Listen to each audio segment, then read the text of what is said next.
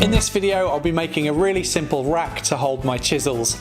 I'm ashamed to admit that I've been storing my chisels in a drawer for years alongside other tools like screwdrivers, and that's far from being the best way to store them, as the cutting edges can go dull if they're bumping into other tools. Also, it's not a great idea having sharp chisels in amongst other tools because there's a chance you can cut yourself if you're not paying enough attention when rummaging through the drawer. I decided it'd be nice to have them up on my tool wall, so I started designing a rack that will store all the different variety of woodworking chisels that I have, including some big ones, small ones, and some gouges too. So I took some dimensions and did a quick drawing for what I wanted to make, and as my handwriting is pretty bad, I've put together a cleaner version of these plans in case you want to make one for yourself.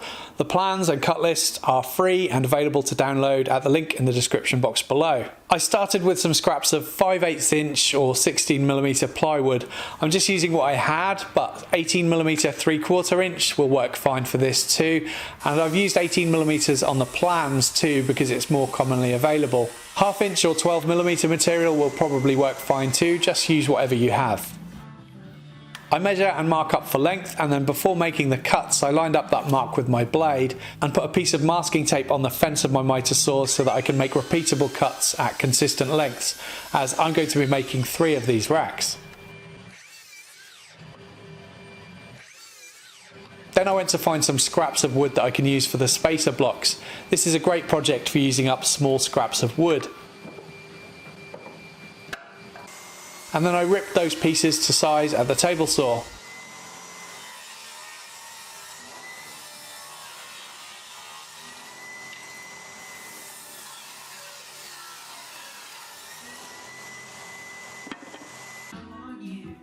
I cut them to length at the miter saw.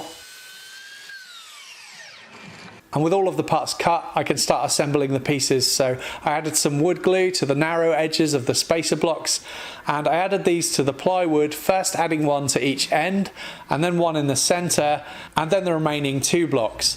Doing it in that order just makes it easier to get the spacing correct, and this leaves a 10mm gap between each spacer.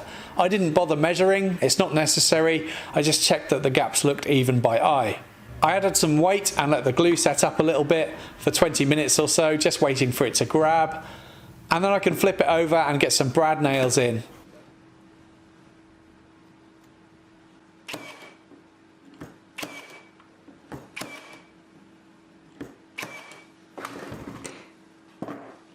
And then I can secure the other side in the same way.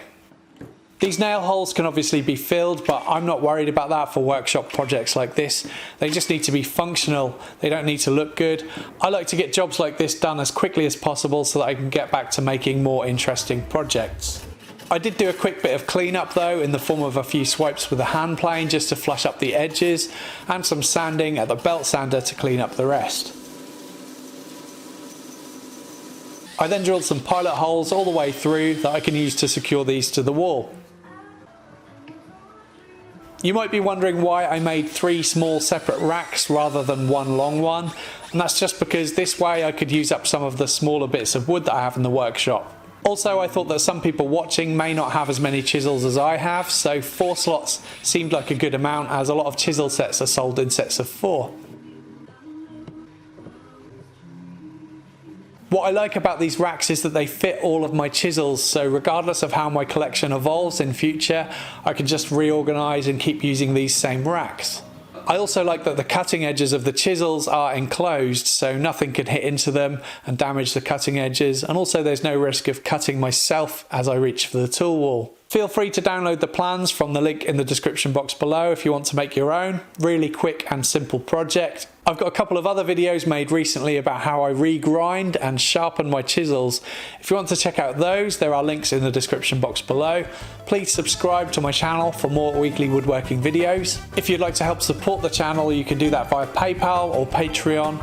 Links in the description box below. On Patreon, you can get early access to my videos, some exclusive content, free plans and cut lists, and a name credit at the end of my videos. Thank you for watching.